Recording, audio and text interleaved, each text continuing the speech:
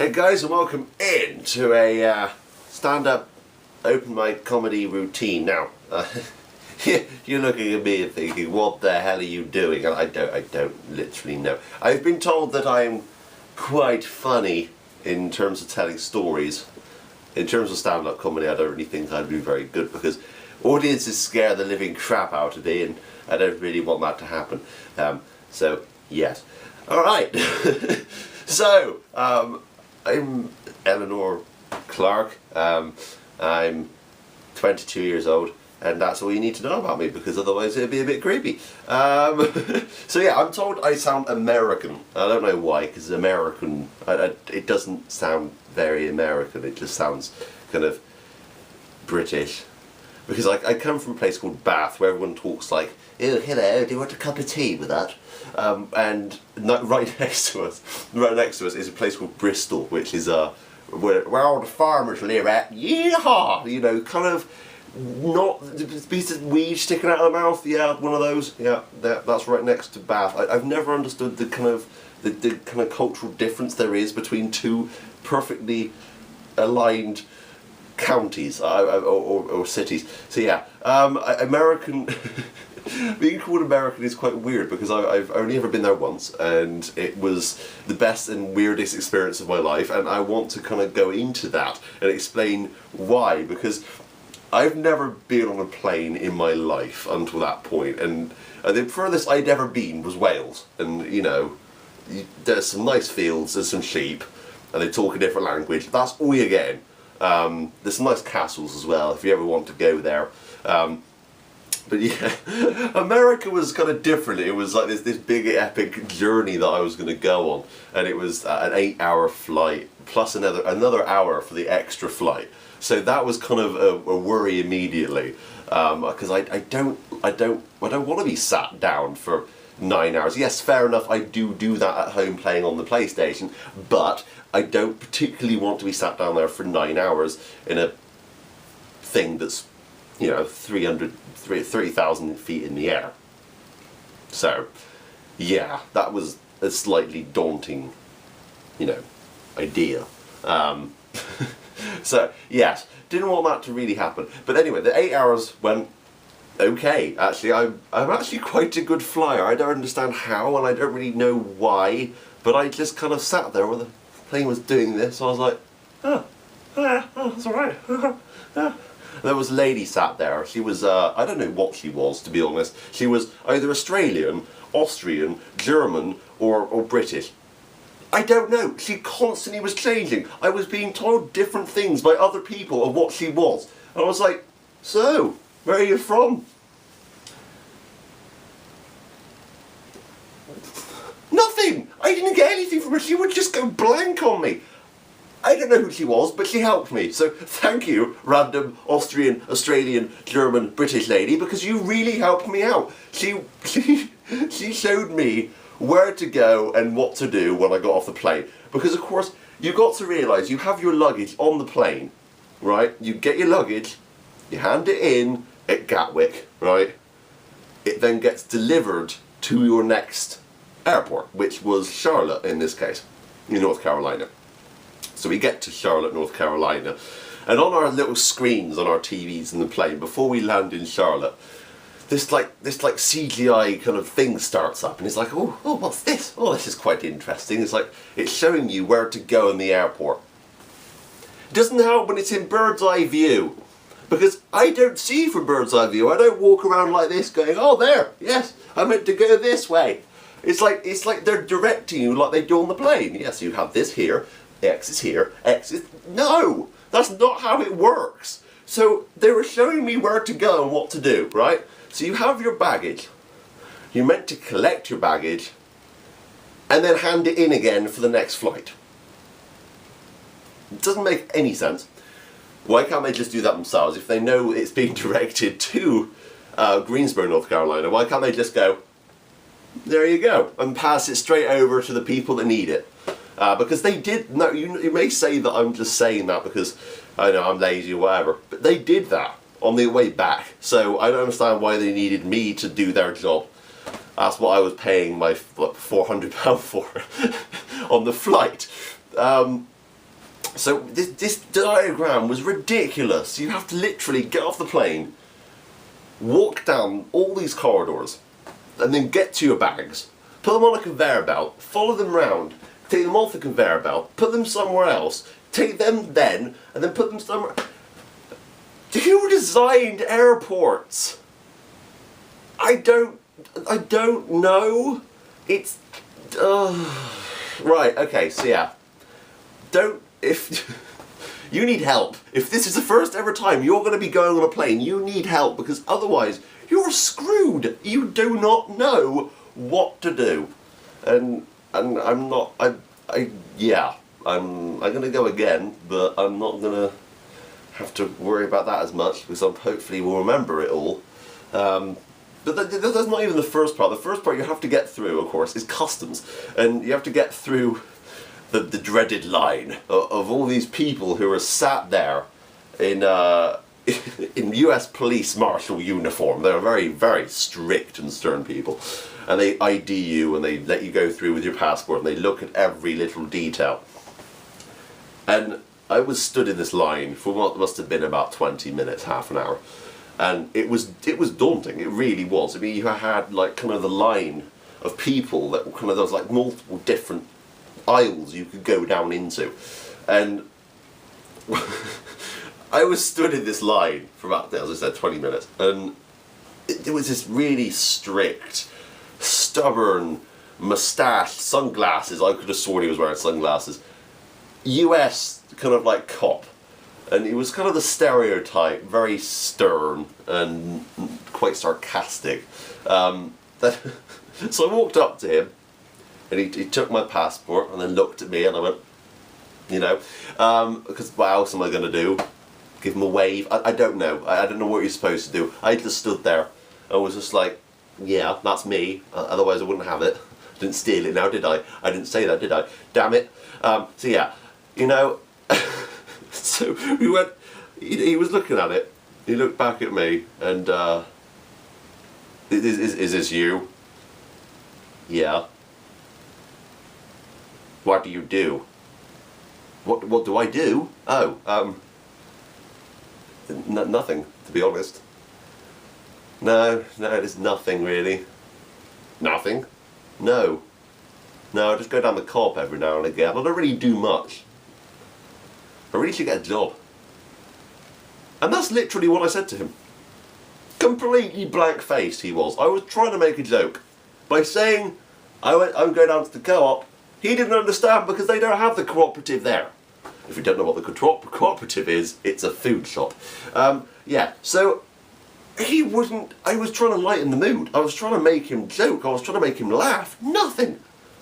He just glazed eyes stared at me, and it was really creepy. But yes, so that happened. And then fingerprints. Now, of course, my fingerprints are fine. Everyone has them, yeah? I don't not have them. I'm like, oh shit, I forgot my fingerprints today. I'm going to have to go back and get them. Hang on.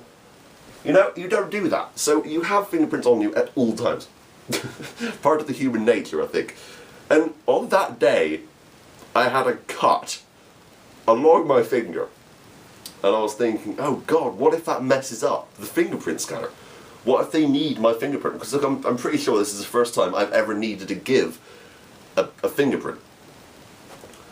And that scared me, because I was like, oh no.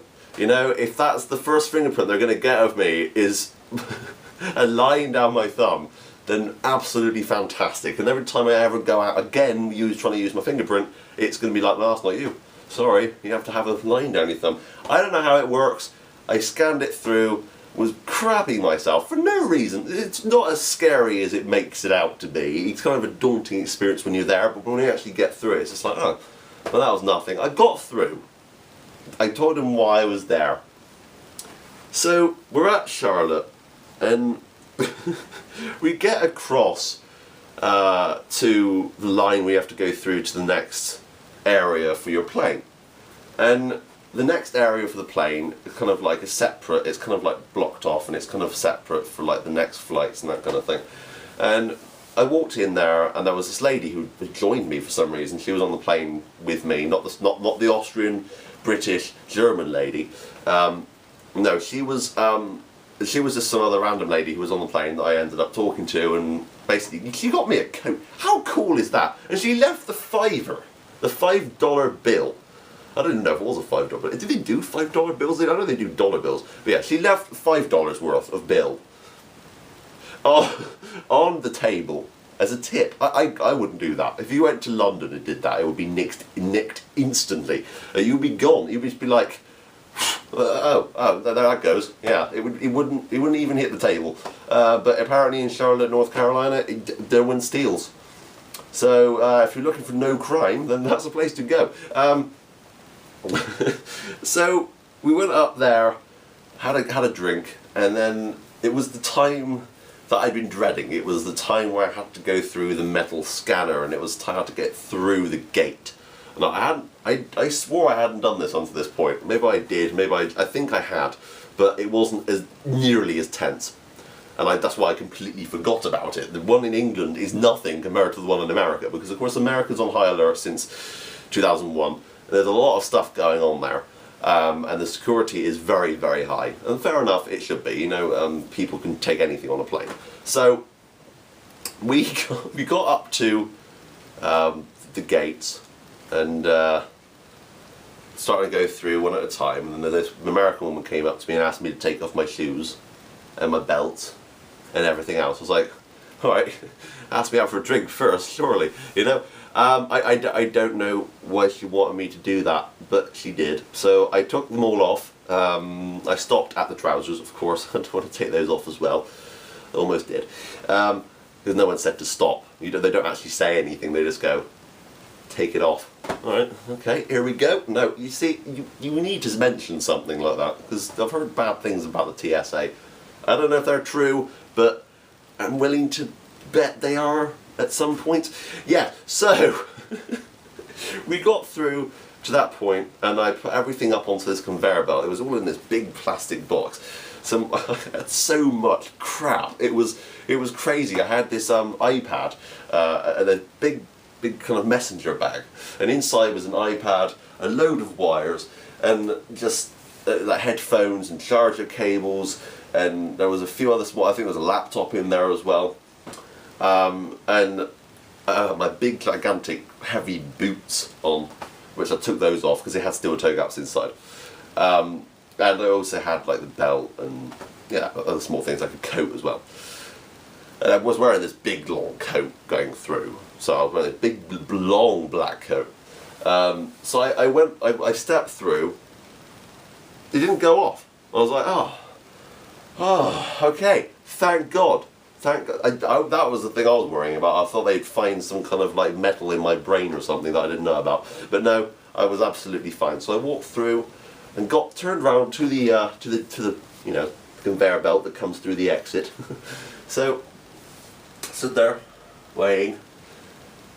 And then I looked up at the screen of the monitor that this guy was looking at to see the X-rays. I was very fascinated by that. I was like, oh, that's quite cool. I've never really seen kind of an X-ray machine actually in the person working.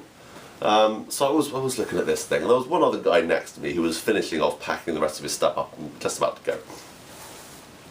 And I was looking through. I was like, oh, there's my bag. Oh, looks like a bomb. Great.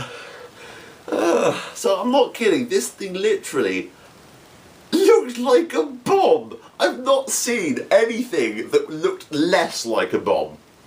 It was a big box with wires coming out of it, and I was stood there. I was like, this is my first flight, and I've got something in my bag that looks like a bomb. This is terrible. How could this physically happen? And what kind of luck do I possibly have if this is what's going to happen to me before I even get to the place I'm trying to go to?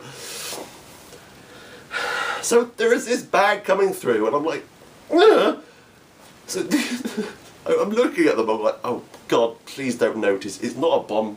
I promise. It's an iPad with a laptop in it. I swear. So they're kind of looking at this guy's looking at the camera. He's like, 9/11, we may have an issue here over at 3rd Gate here. I don't know. he just called up his mate, going out for brunch or something, I don't know, but he called over his mate, and it was at this point that I was crapping myself. And of course, I was there, British guy, wearing big, by this point I'd already got the boots out, and I was wearing big boots and a big long black coat. And you know, every freaking bad guy, every British bad guy in a movie is wearing a big long black coat, big boots, and has pretty long hair.